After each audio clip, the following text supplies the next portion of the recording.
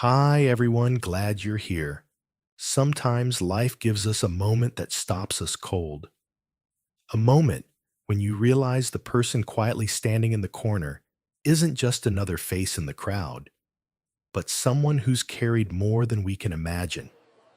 And You yet, think this is most some kind people of never joke, Langston? notice This is until standard one procedure. small I act of understand courage procedure, Harold. turns I everything also around. understand my rights. In a single heartbeat, You think this is silence some kind of turns to joke, respect, Langston? This is standard and a procedure. forgotten I soul understand procedure, becomes Harold. I unforgettable. also understand my rights. What did it take for that to happen?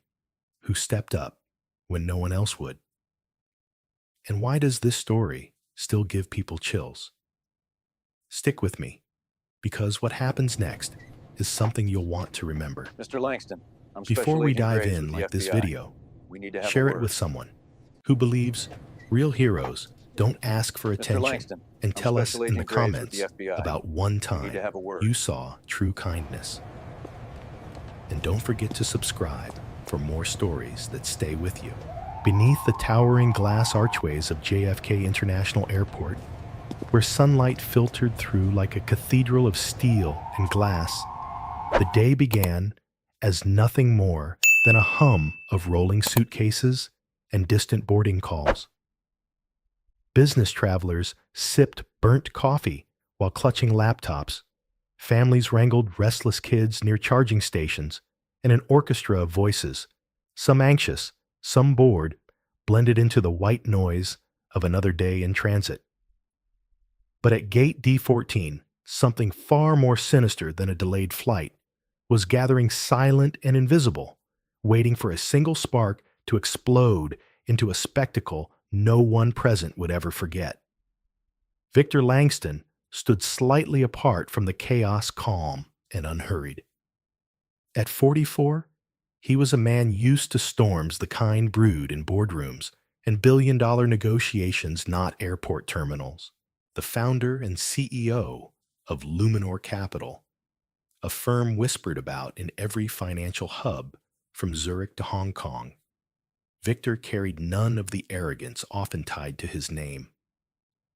His bespoke charcoal gray suit rested easily on his shoulders, his collar open just enough to betray a man comfortable in his own success, not flaunting it.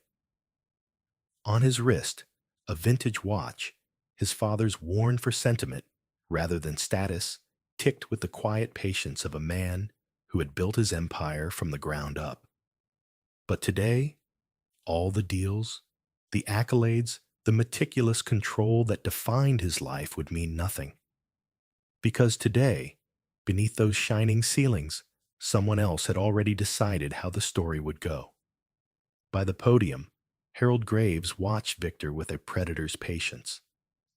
Harold, the senior gate supervisor, carried himself like a man perpetually wronged by the universe. His thinning, slicked-back hair and ill-fitting navy blazer clinging to an authority he had never truly earned.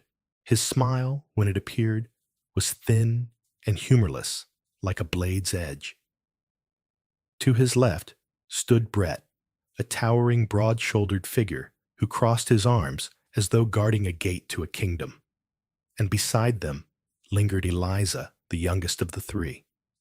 Her posture betrayed her conflict, her gaze darting between Victor and Harold as if she already sensed she was about to watch a line crossed that could never be erased.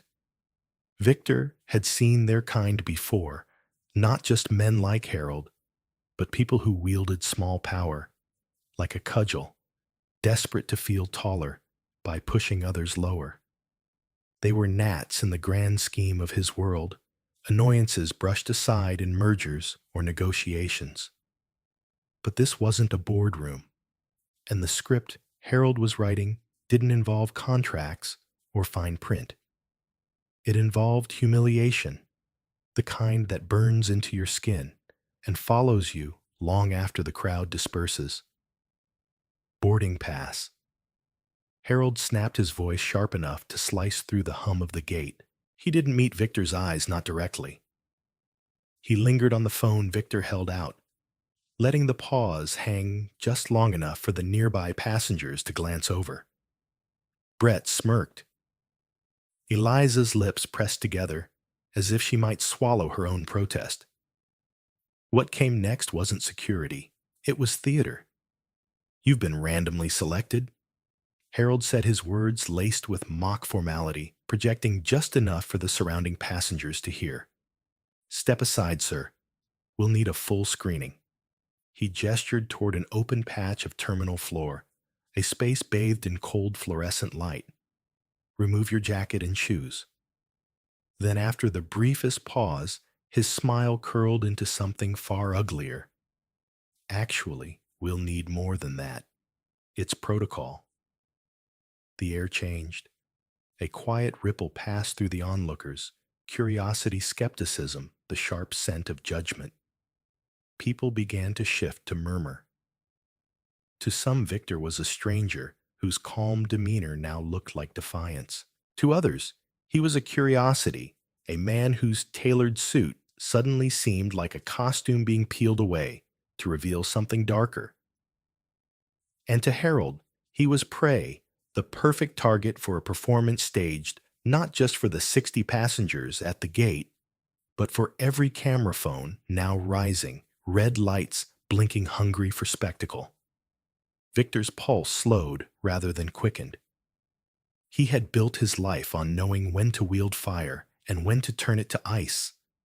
Rage, as tempting as it was, would only feed Harold's narrative. A single flash of anger, and the whispers would solidify: guilty, arrogant, dangerous. Instead, Victor's stillness deepened. His gaze drifted across the watching faces, the wide-eyed shock, the whispered pity, the subtle satisfaction in a few who seemed all too eager to watch a man like him brought low.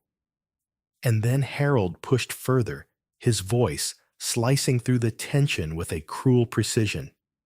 "If you have nothing to hide, Mr. Langston, this won't be a problem. Step out, now." It wasn't a request. It was a command, dressed as procedure, a spectacle wrapped in fluorescent light and false authority. And as Victor stepped forward, the cell phones tilted higher, the whispers swelled, and the world beyond gate, D14, unknowingly waited to witness a moment that would ignite outrage, chaos, and a chain of events no one, least of all Harold Graves, could control. Because Victor Langston wasn't just another passenger, and what was about to unfold wouldn't end at JFK. It would ripple outward, a story of power prejudice and a kind of justice so sharp it would leave scars on everyone who touched it. The murmur of the terminal grew louder, swelling like a tide as Victor Langston stepped into the fluorescent-lit space Harold Graves had so carefully chosen, a makeshift stage where control and humiliation would be paraded before an audience. To the untrained eye, it still looked procedural. A man in authority issuing commands, a passenger complying. But to Victor, who had spent decades reading boardrooms and back channels, the orchestration was obvious. This wasn't about safety. This was about power, petty, fragile power that needed a spectacle to survive. The first layer of the performance began with Brett the enforcer. He loomed beside Victor, his arms crossed with deliberate menace, his stance screaming intimidation rather than professionalism. Brett didn't speak, not yet.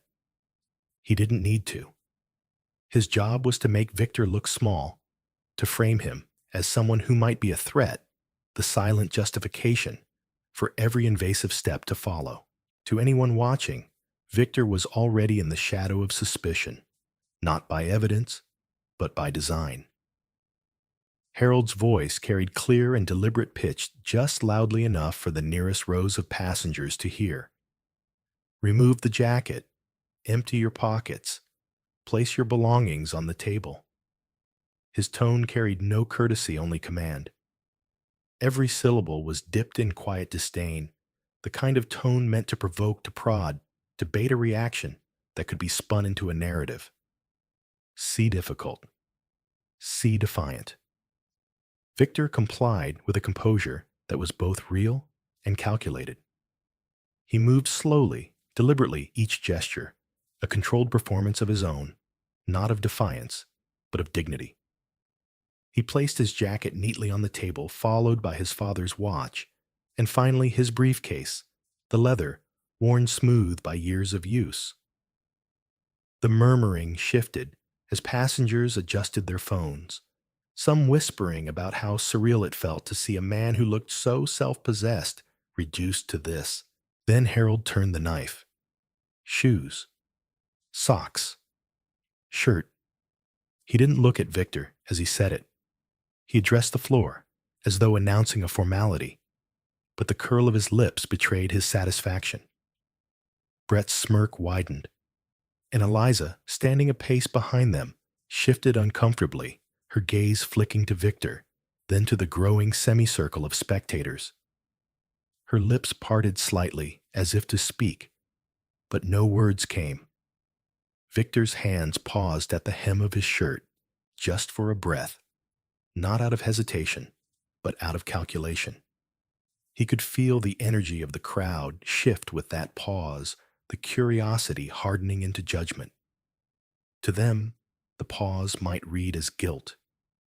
To Harold, it was an opening. "Is there a problem?" Mr. Langston Harold's voice was louder now, carrying across the terminal.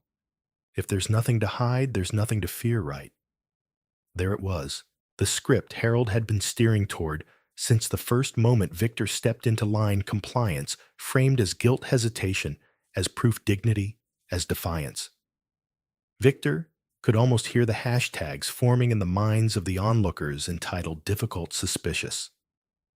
He exhaled slowly and removed his shirt. The cool air of the terminal kissed his skin as phones tilted higher, red recording lights capturing every angle.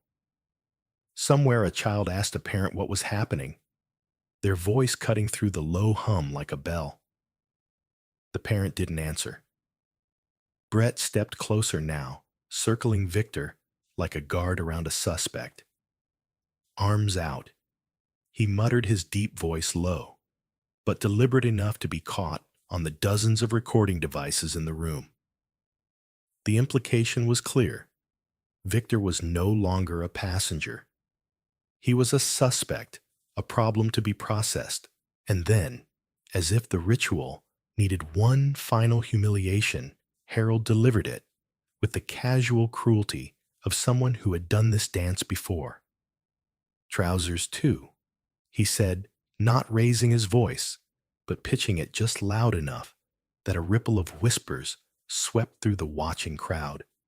"Standard procedure." "Let's not make this difficult." Eliza's head snapped toward Harold, her eyes wide, her lips pressing into a thin line. She didn't speak, but her silence was loud enough for Victor to notice. She wasn't complicit out of malice, but out of fear, a fear Harold had likely cultivated long before today. Victor slid the zipper of his trousers down with the same deliberate calm he'd used for every movement before folding them carefully and setting them on the table. He stood now, in nothing but his undershirt and briefs, a man stripped not by law or necessity, but by a theater of degradation. The murmurs became a low current of disbelief, a few phones lowering as the gravity of what they were watching sank in. Harold should have stopped there. Any sane person would have. But power, even the small counterfeit kind Harold wielded, is intoxicating. "Turn around," he said, his tone almost casual. "Full inspection." Victor obeyed. He gave the crowd the full view. Harold wanted every muscle in his back, taught every second of his stillness an act of quiet rebellion. Not one word, not one flicker of anger escaped him. And that more than any shouted protest unsettled Harold. Because control, real control, is silent, and Victor's silence was beginning to feel like a storm brewing behind glass. Then, just as Harold opened his mouth to speak again, Victor did something no one expected. He looked over his shoulder, his voice carrying softly, but clearly enough to slice through the murmurs. "Are you certain you want to finish this performance, Mr. Graves?" It wasn't a threat, not overtly, but the way Victor's gaze lingered calm and unflinching made Harold falter for the briefest of moments. Brett shifted his weight, his smirk dimming. Eliza, whose hands had been wringing behind her back, froze her wide eyes, darting between the two men as if sensing that the script was about to flip. The tension hung heavy electric as Victor slowly turned back to face the crowd. Because once the curtain drops, he continued his voice, as even as if he were negotiating a merger, you might not like the role you've written for yourself. For the first time since the ordeal began, Harold's jaw tightened not with authority, but with the faintest trace of doubt. The terminal, once just a stage for Harold's spectacle, now felt like something else, entirely a trap, that Harold himself might not escape once the world outside JFK saw the recording. And as Victor calmly reached for his folded shirt, every phone still recording every whispering passenger holding their breath, it became clear that this fall, Harold's fall, had only just begun. The cabin of Flight 782 had been silent for nearly 20 minutes, but it was not the comfortable kind of quiet that settles in once a flight levels off. This was a suffocating, unnatural hush, a silence thick with tension and the low static of fear. Passengers' eyes darted toward the front, toward the man seated in 2A. Victor Langston, still stripped of his dignity, sitting stiffly, with his folded clothes by his side. The memory of his humiliation at JFK clung to the air, replayed on the screens, of every passenger who had filmed it, their phones glowing like faint beacons of voyeurism. Victor, though outwardly composed, could feel the burn of their gazes, the invisible weight of their whispers. The cool leather of the seat beneath him felt alien, more like a restraint than a comfort. He kept his focus on the window, watching as the clouds drifted past in slow, hypnotic procession. Numbers and patterns played faintly in his mind, his old method for anchoring himself when chaos threatened to swallow everything. But chaos, it seemed, wasn't finished with him yet. The first tremor came as a ripple of conversation from the back, a nervous wave of murmurs that moved like a chill up the aisle. Something about a disturbance. A woman, 2 rows back, whispered the words, "Security, alert," her voice, tinged with both fear and excitement, as though she sensed another spectacle about to unfold. Within moments, the captain's voice cut through the tension low and measured, but edged with urgency. "Ladies and gentlemen, we've been instructed to divert to Denver International due to a developing security situation. Please remain seated and follow crew instructions." The announcement hit the cabin like a shockwave.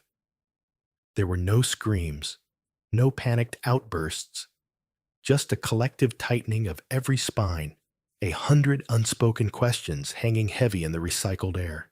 And then, almost on cue, every eye found its way back to Victor. The man who had been humiliated on the ground was now, in their collective imagination, the reason for this unscheduled descent. He could feel the shift, the way their fear began to twist into something uglier: suspicion, blame. A mother pulled her child closer, murmuring something about not taking chances. A businessman in a navy blazer leaned toward the aisle, angling his phone to snap a discreet photo, already crafting whatever narrative he'd post when they landed. Eliza Hahn, standing near the galley, caught Victor's gaze for the briefest of moments. Her lips parted as though to speak, to offer something, maybe an apology, maybe a quiet reassurance. But Harold Graves was already moving down the aisle, his posture rigid, his jaw set with manufactured purpose.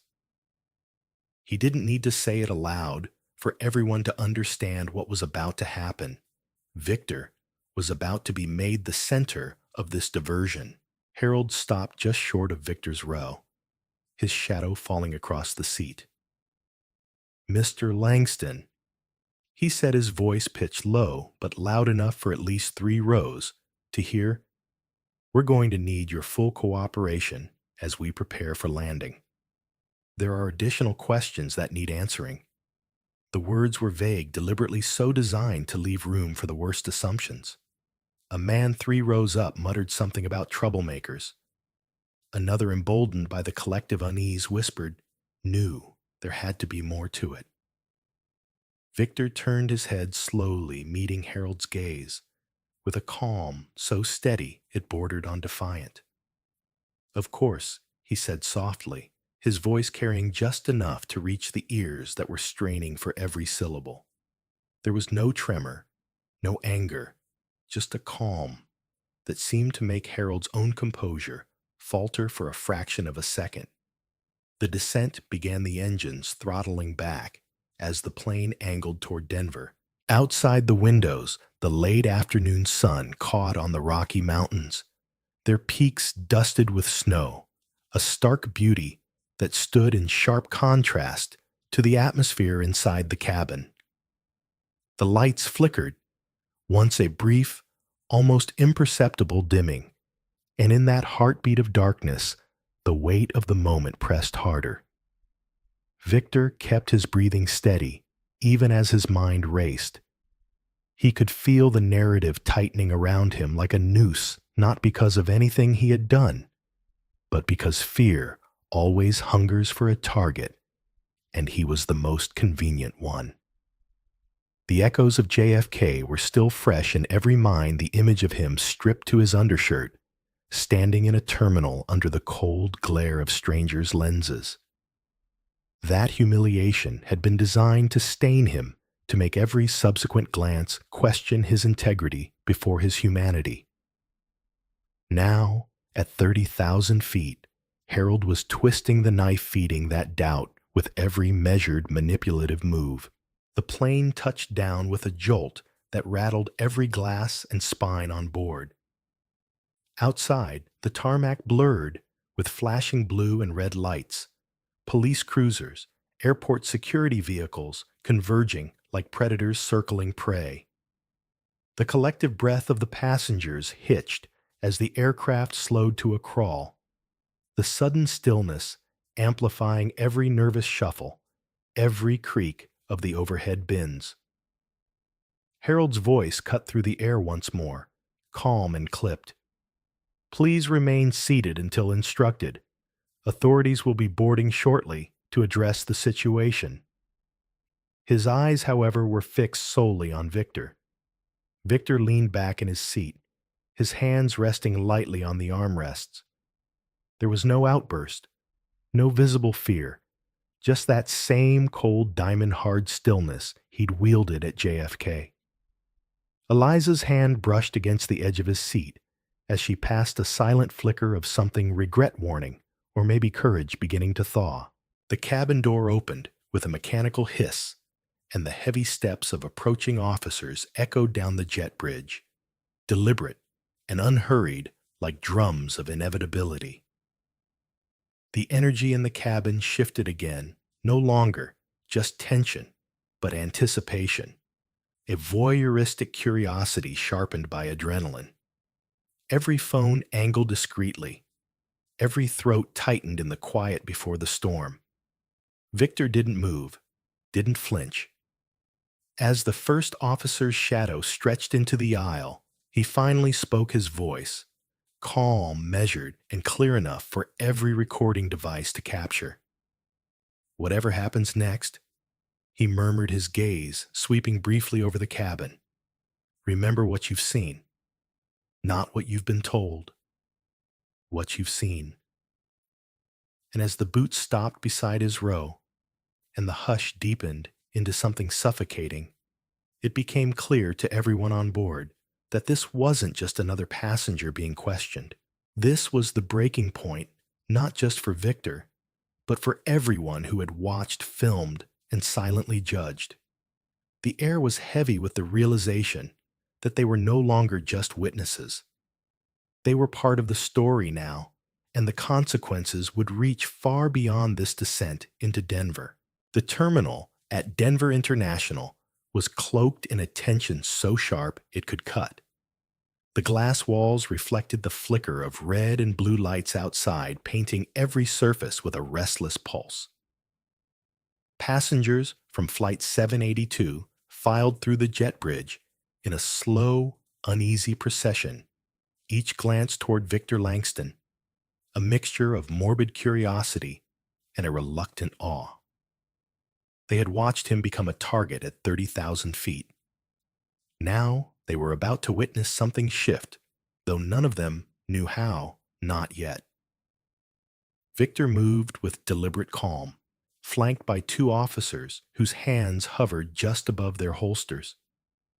He wasn't cuffed, but the air carried the same charge as if he were a dangerous man being escorted to judgment. His posture remained impeccable, his expression unreadable, but the weight of the moment pressed down like the heavy Colorado air just before a storm.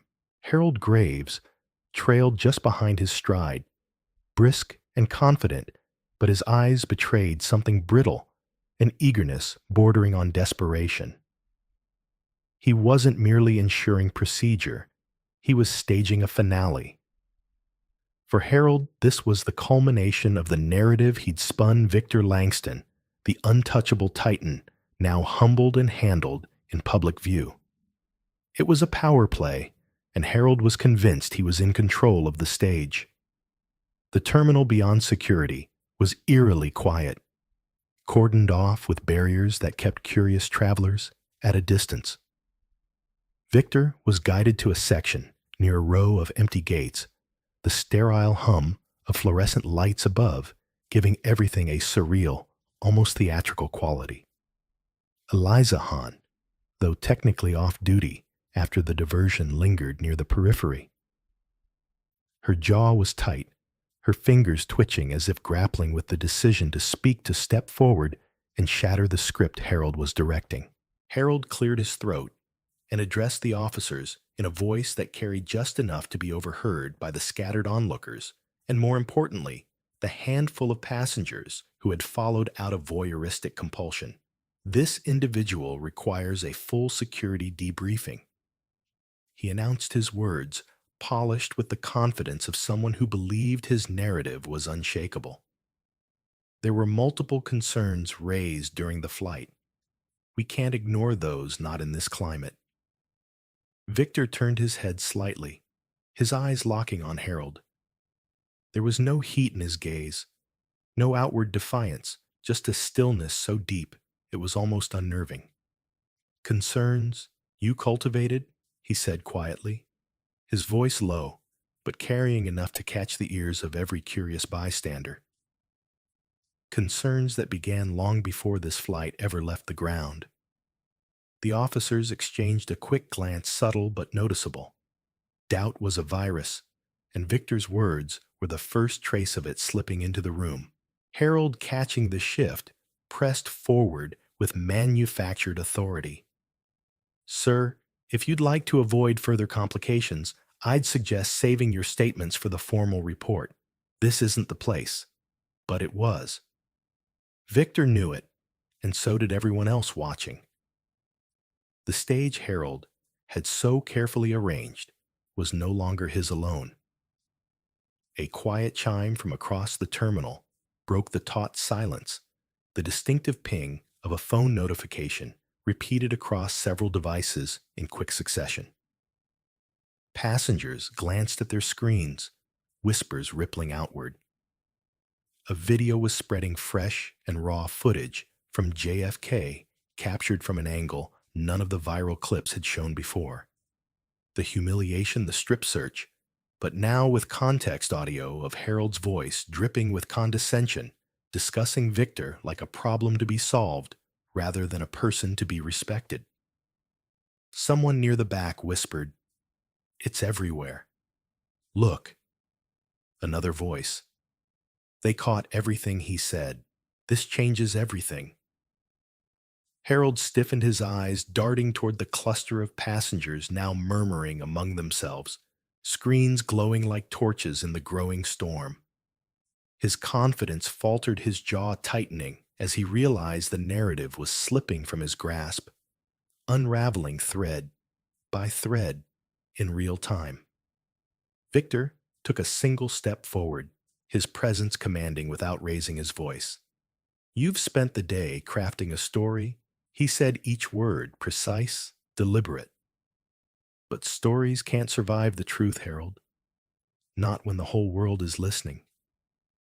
Eliza finally moved, stepping out from her spot near the gate. Her voice, though quiet, carried a weight that silenced even the murmurs from the onlookers. "He's right," she said, her eyes fixed on the officers now rather than Harold. "What happened at JFK wasn't random. It wasn't protocol. It was targeted. I was there. I saw it." The officers straightened, the subtle shift in their posture unmistakable. Harold's lips parted, as though to interject. But the sound that cut through the terminal was not his voice. It was the ring of another phone, this one held by a man in a tailored suit who had just entered the cordoned area, flanked by two figures who moved with the precision of corporate security rather than airport staff. "Mr. Langston," the suited man said with a respectful nod, his voice carrying the authority of someone accustomed to resolving crises with finality. "Mr. Kovalenko sends his apologies for the treatment you've endured. We'll be escorting you from here." The name landed like a tremor. Adrian Kovalenko, Victor's most powerful partner, a man whose influence stretched from Wall Street to Silicon Valley. Harold's face drained of color as the realization struck. This wasn't going to end with Victor in a back room answering questions. It was going to end with Harold exposed, his carefully constructed facade collapsing under the weight of the very power he had underestimated. Victor didn't gloat. He didn't smile. He simply inclined his head toward the officers, then glanced at Eliza, a silent acknowledgement, a shared understanding that this wasn't just about one man's vindication. This was about everyone who had watched injustice unfold and now had to reckon with where they stood when the truth came to light. And as Harold Graves stood rooted in the sterile glow of the terminal lights, the whisper of passengers, and the hum of incoming notifications surrounding him like a noose, it became clear the reckoning wasn't coming for Victor. It was coming for Harold, and there was no gate, no barrier, no narrative strong enough to stop it. The morning after the chaos, the world seemed quieter, though Victor Langston knew it wasn't silence. It was the breath before the storm fully passed. From his penthouse balcony, overlooking the Manhattan skyline, the city buzzed below, oblivious to the whirlwind that had consumed his last 48 hours. Headlines still carried his name, his ordeal dissected across every medium, from cable news panels to late-night podcasts. Yet for the first time since the first gate agent sneer, Victor felt something close to calm. The call from Adrian Kovalenko the night before had been brief, but heavy with intent. "This isn't just about your dignity anymore," Adrian had said. "It's about making sure what happened to you never happens to anyone else, whether they wield your kind of power or not." Those words lingered with Victor, stirring something deeper than his instinct for survival or retribution. He'd already been vindicated. Harold Graves had been suspended, his name trending for all the wrong reasons, his future as precarious as glass underfoot. The footage, combined with Eliza Hahn's statement, had left no room for Harold to twist the truth any further. But Victor knew this couldn't end as another scandal swallowed by the next news cycle. It had to mean something. By midday, Victor was seated in the conference room of his foundation's headquarters, surrounded by his closest advisors. The air was thick with the scent of fresh coffee and anticipation.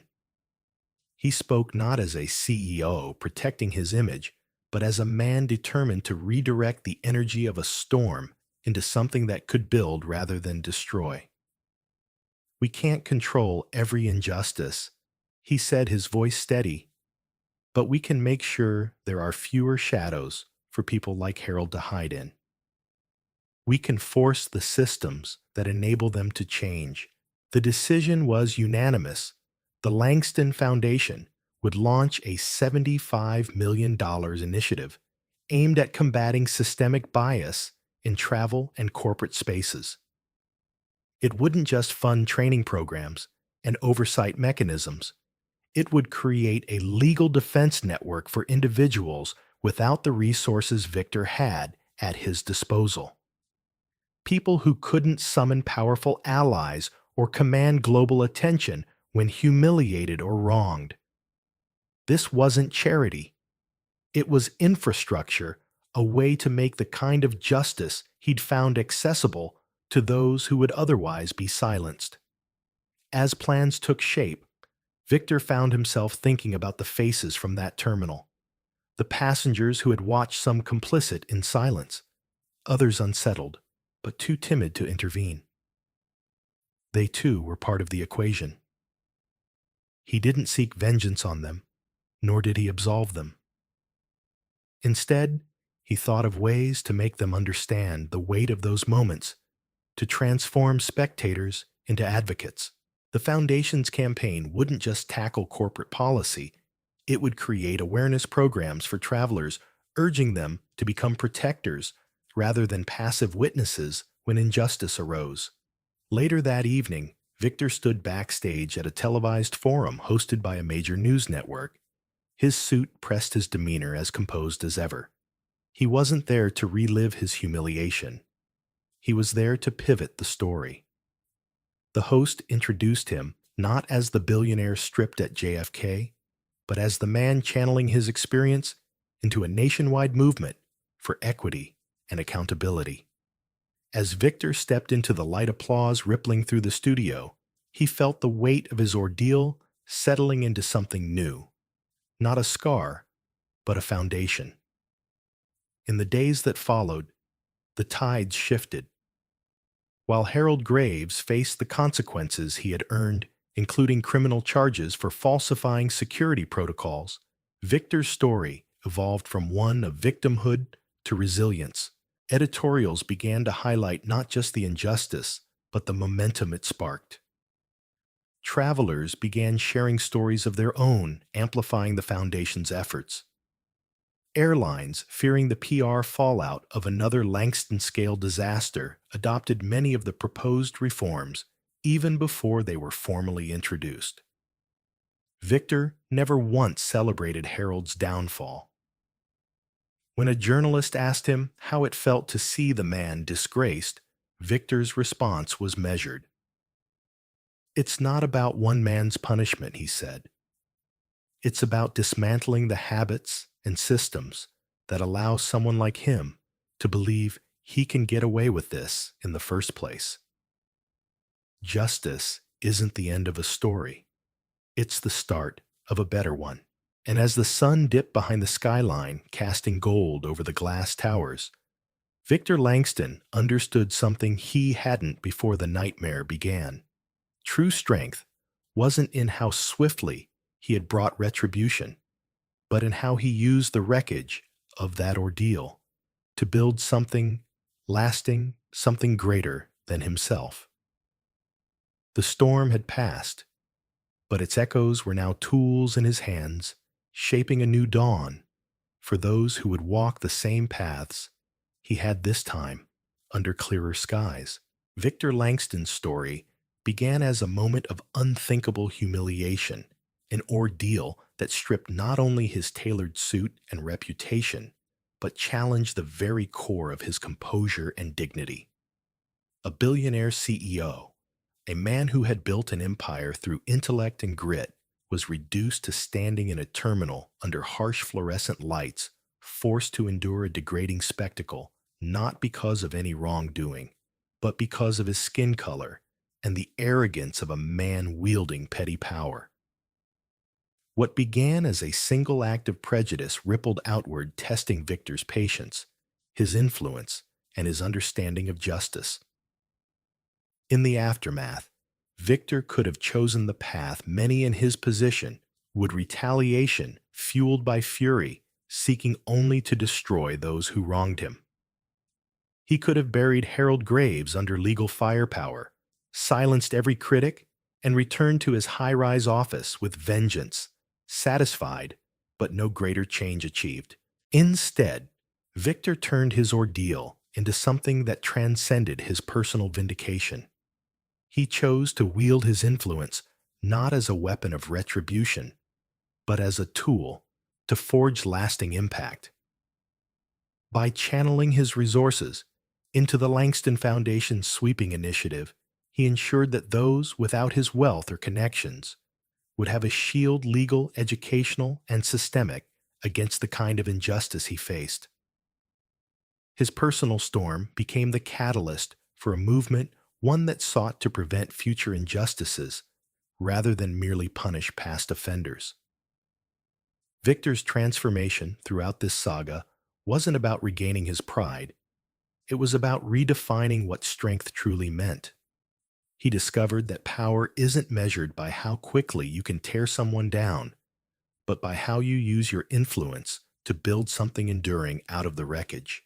He learned that dignity isn't preserved by silence or rage alone, but by the ability to remain composed in chaos, to see beyond the immediate insult and toward a broader purpose.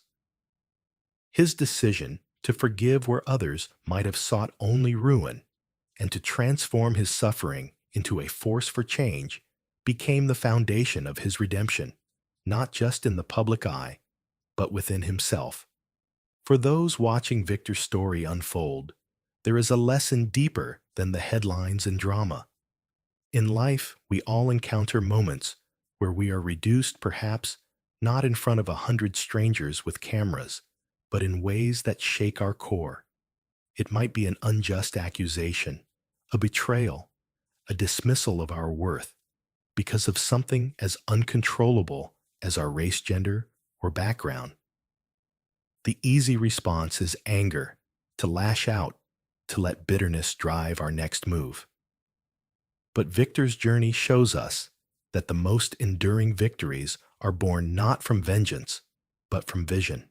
When we take the injustices we endure and use them as fuel to protect and uplift others, we transform personal pain into collective power. We turn the darkest chapters of our lives into the first pages of someone else's hope. Ask yourself, when faced with humiliation or injustice, will you let it harden you into seeking only destruction? Or will you, like Victor, find a way to turn it into something that lives beyond your name, a movement, a safeguard, a legacy? The choice we make in those moments defines far more than our reputations. It defines who we truly are.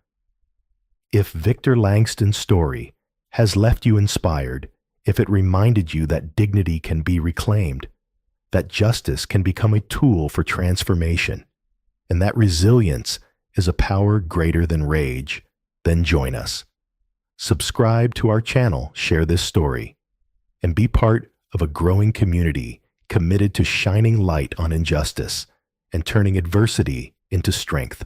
Your support gives us the drive to keep telling stories like this, stories that don't just entertain, but awaken challenge and inspire change. Stay with us, because the next story might just be the one that changes how you see the world.